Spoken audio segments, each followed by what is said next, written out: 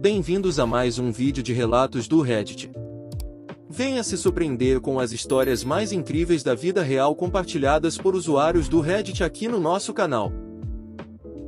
A Karen tentou fazer com que eu fosse despedido depois de me atingir com sua cadeira de rodas elétrica.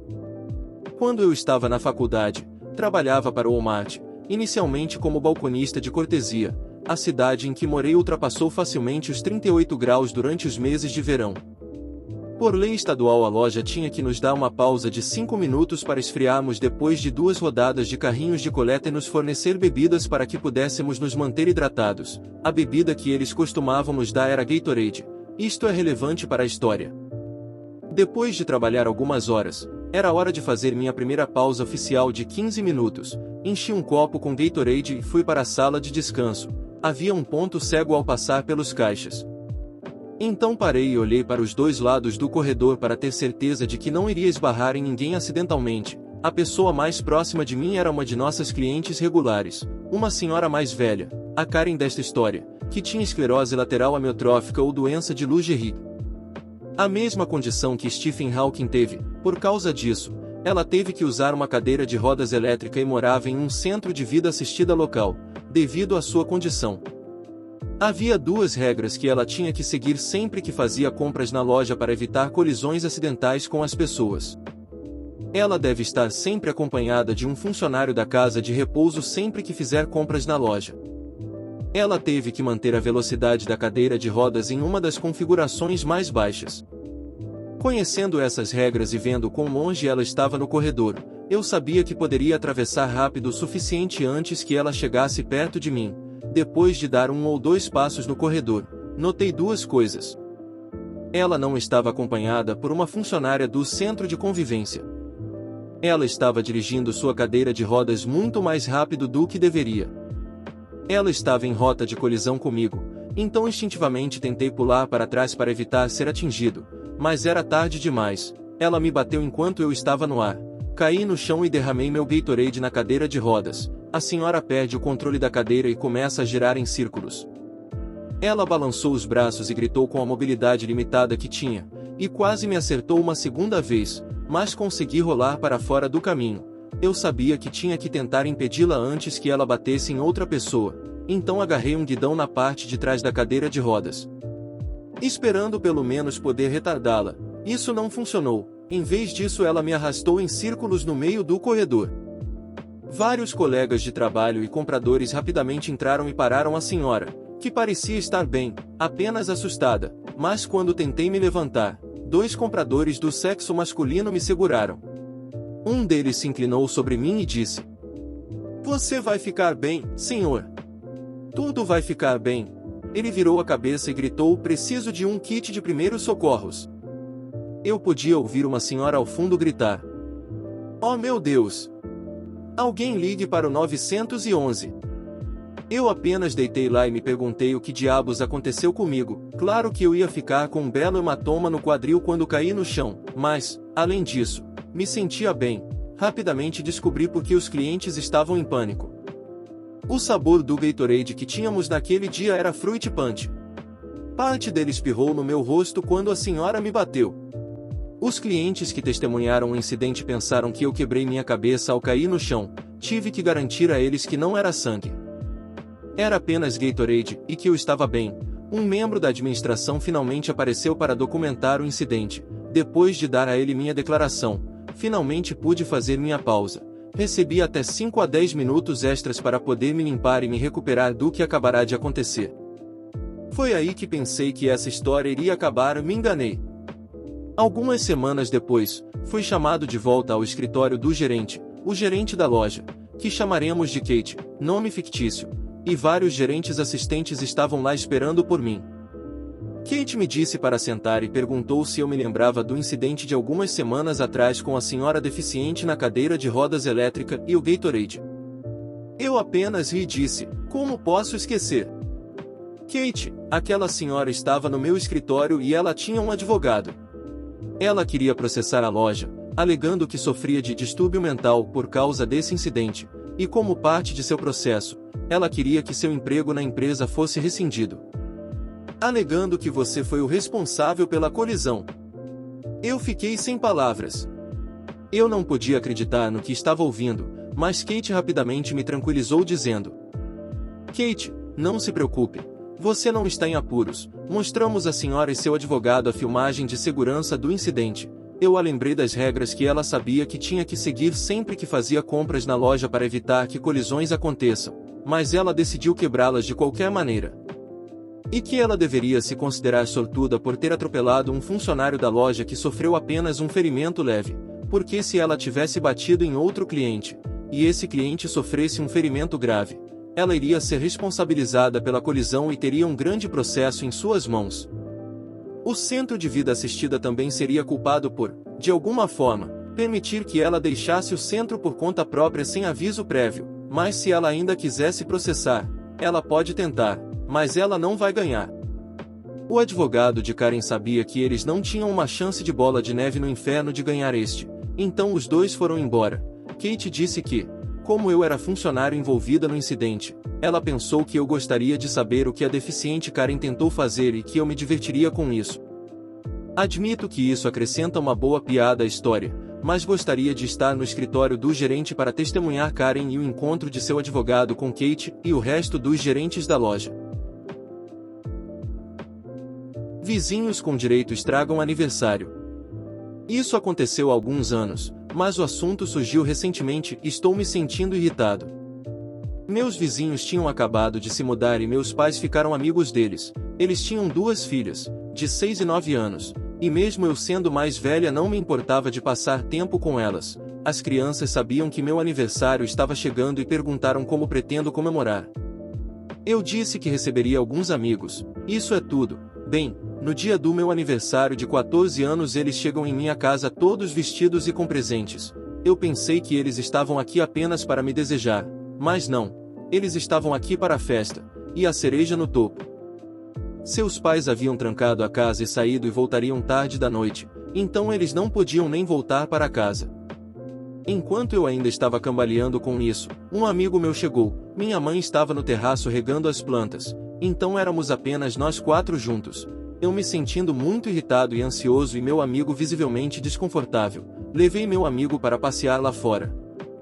Por isso minha mãe ficou brava comigo, deixando-os assim, mas eu não me importo, não sou babá deles e não é como se os deixasse sozinhos ou em risco. Minha mãe estava em casa, só no terraço. De qualquer forma, depois disso mantive eu e meus amigos trancados no meu quarto durante a festa, enquanto as crianças ficaram do lado de fora na sala com meus pais, mas houve interrupções causadas pelas crianças e sua presença definitivamente alterou a dinâmica. Meus amigos também estavam se sentindo muito estranhos, especialmente quando a criança de 6 anos zombou de um deles por usar aparelho. Minha mãe tentou ligar para os pais e inicialmente eles não atenderam, atenderam horas depois para dizer que voltam logo. É seguro dizer que cortei todas as conexões e vibrações de irmã mais velha com eles depois disso. A propósito, não culpo as crianças, culpo os pais que claramente queriam sair juntos sozinhos e achavam que fazia sentido deixar 2 crianças pequenas na festa de aniversário de uma adolescente. Sempre que penso nisso, ainda fico chateado e triste porque meu aniversário de 14 anos foi arruinado por esses pais autorizados. Supervisora autorizada se sentiu estúpida depois de mexer com meu nome e meu salário.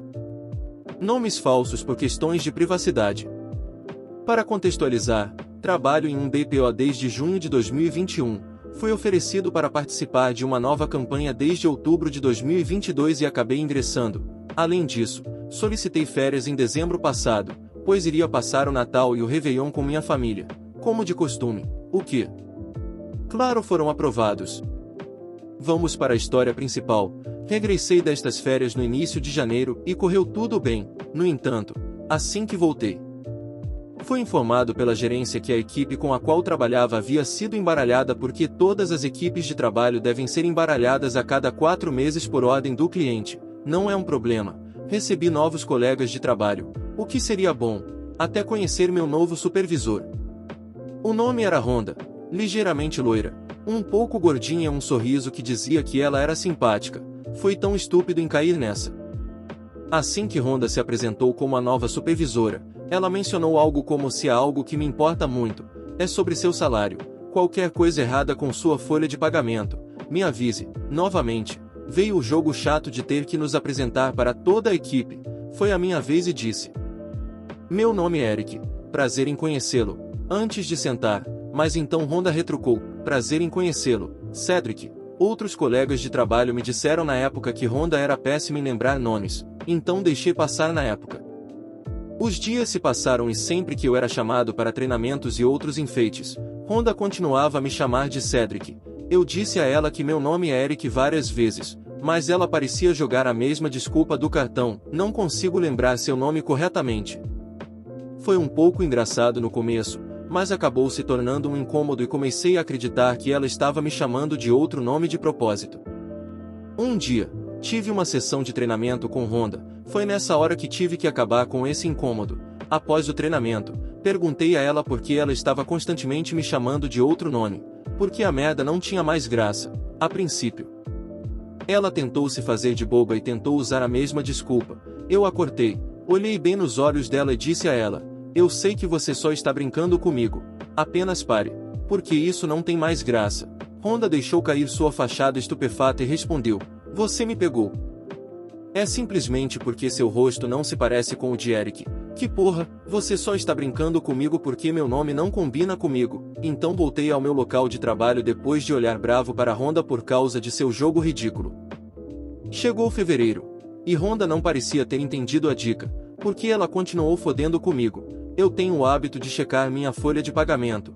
Ao verificar, notei que o dia em que trabalhei estava marcado como folga. Mais uma vez. Fiquei um pouco chocado e estava prestes a perguntar a Honda o que estava acontecendo. Antes mesmo que eu pudesse ir até a casa dela, ela nos informa que houve uma interrupção no sistema de folha de pagamento e todos da equipe apareceriam como folga do dia. Fiquei um pouco aliviado. No dia seguinte, parecia que a folha de pagamento de todos foi corrigida.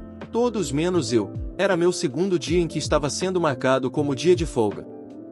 Tendo um pressentimento de que havia algo errado com minha folha de pagamento, e para minha grande frustração, fui até Honda e perguntei por que minha folha de pagamento não foi consertada. Ela disse: desculpe, Cedric. Parece que alguns outros agentes ainda estão tendo problemas com a folha de pagamento, mas seu salário estará bom. Confie em mim. Ah, e nunca conte a outro supervisor sobre isso, ok? Essa frase parecia uma bandeira vermelha para mim e pensei: segure seus cavalos, há algo errado aqui.